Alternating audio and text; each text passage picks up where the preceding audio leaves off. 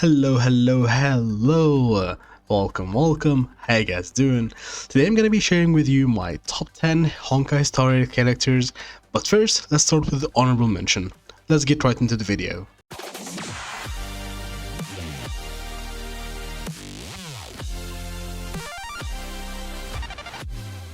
Alright, so with my first honorable mention character is gonna be Hanya. She's a really good support character. I definitely recommend building her if you have her. The next one is gonna be Pella. She's my favorite debuffer, buff Silver Wolf even. I really like using her a lot, especially with Jingliu. She's really good, so yeah. And the third one, it's gonna be Xingqiu. It's just an amazing DPS. It's just really good, especially if you have her E4 up to E6. She's really good to rely on, so if you definitely need a DPS, you know where to go to. But now, let's get right into the top 10. As you can see, all of the honorables are the 4-star, and also, number 10 is a 5-star. Tingy. She's just really that good, like, in terms of support, energy recharge, whatever you need, she's gonna be the one buffing your team with. I just like using her a lot, especially with the elemental support that she can provide. So yeah, she's really good. Even if you don't have dupes on her, I would still recommend using her. She's really amazing.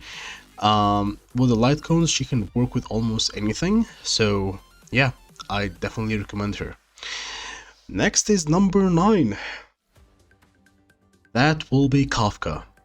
So honestly, I just put Kafka in number 9 because I feel like she has a lot of potential for, like, probably the end of game.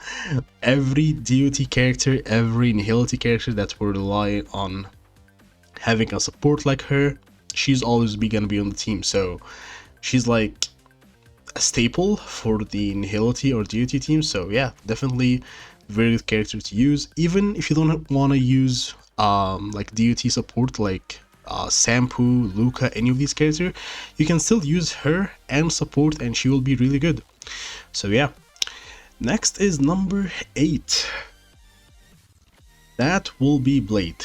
Blade is really I'll say one of the characters that will also because he rely on HP, like he scales of HP, so his longevity will remain for also a long time, just like Kafka, because not a lot of characters rely on that. So yeah, with him you're gonna have a very tanky character who can heal himself and who can deal a lot of damage, and his follow-up attack is just one of the most broken things in the game. Even like comparing it to erudition characters who rely on AoEs and do AoE damage, his follow-up attack do more damage than them, which is crazy to me. So yeah, Blade is wonderful. Only issue with Blade is the light cone. If you don't have this free, like, I don't want to call it free to play, this 4-star light cone is probably the only 4-star light cone that can work on him. And even the 5-star light cone from the Herta shop also doesn't work that well on him. So you either get his light cone or run the Arden light cone. Alright, next is number 7. That will be Woohoo. I wasn't actually gonna pull for her, and I knew that she was really good, but I just didn't feel like I need another healer. But that's not her actual, like, she does heal, of course, and provides a lot of healing, but that's not her actual purpose. She's a support character. She's like, it's like a harmony plus abundance character. That's how good she is. So if you're looking, like, if you don't want to run Tingy, you can still go for Hoo with energy recharge. You can run both and you're gonna have a lot of energy. So yeah, she's really good. Her healing is amazing. I wouldn't say it's the best healing, but having both on the same character is really good.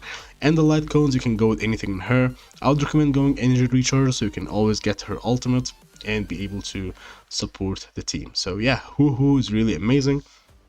Next is number 6. This will be Imbibitor Lune Denhong.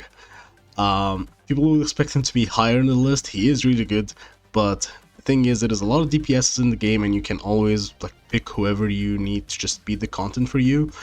Also, he looks really cool and he has a dragon, so everything is cool about this character. Only downside is that he relies a lot on skill points. He's skill point hungry, so yeah. Building him is not that hard. He can take any light cone in the destruction and he will still work fine. He can take this, he can take the jingly, you can take the art, he can take almost any destruction light cone and he will work fine. Also building him, I don't even have imaginary on him, I just have him on like musketeer or whatever, so he's really good, easy to build. It's just skill point hungry, that's his issue. But yeah, his damage is amazing, probably the highest damage I would say, from like a destruction character from the top three, like him, Blade and Jingliu, but it's harder to get it with the skill points. So yeah, number 5, that will be Bronya. The only standard character I think on the list, which is crazy, but she is really this good. That's why I put her up there. Her skill is amazing. The buff she does, even her light cone, if you don't have it, you can still run any light cone for the harmony. Just give her energy, just give her anything and she will still be fine. She works well with Blade as well, with also all other DPS's benefit, but especially Blade. So yeah, what she does is, like, I feel like it's a cheating because I get an extra turn kinda, so yeah, I really like using Bronya a lot. And number 4 will be, that will be Ruan Mei, our newest character that just dropped.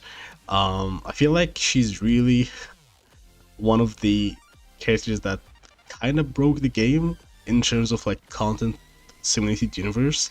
It's just sometimes you get to like, I want to fight the enemy. It's just Ruan Mei, no, dead, just move on, next fight.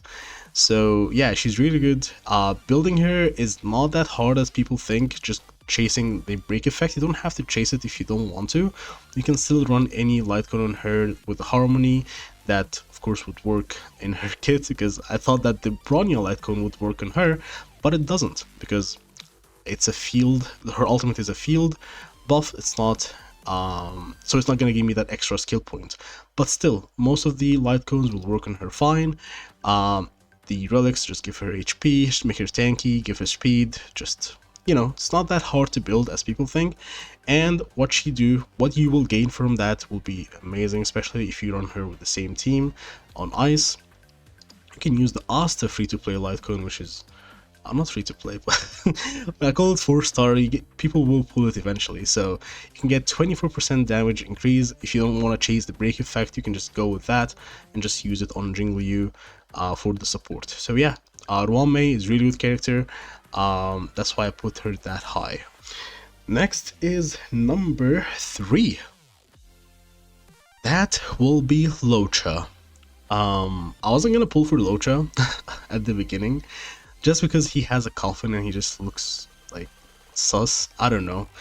But when I saw what he does, when I saw the auto heal, when I saw like the feel that he does to, like, it's just crazy. Like what he does with the sustaining the team, it's just really good.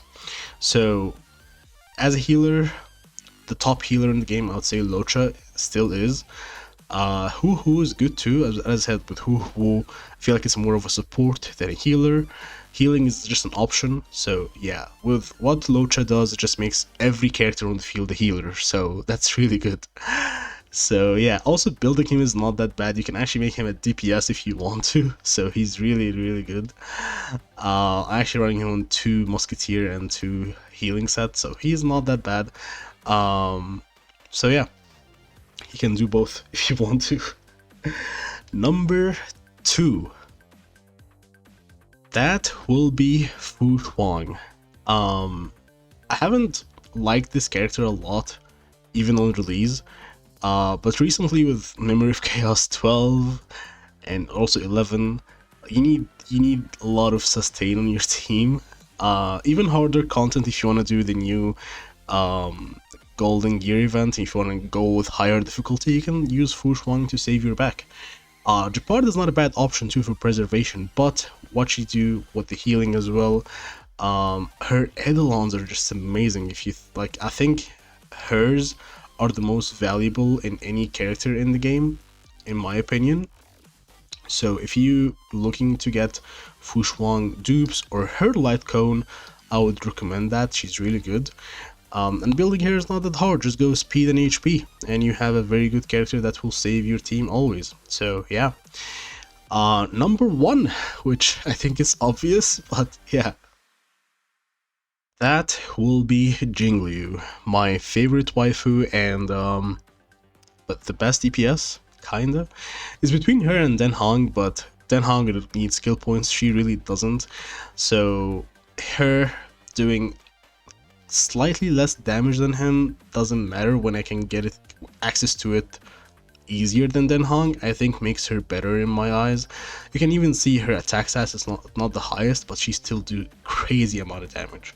So yeah, and even her crit rate, you don't have to bother, just get crit damage and some speed and she'll be really good.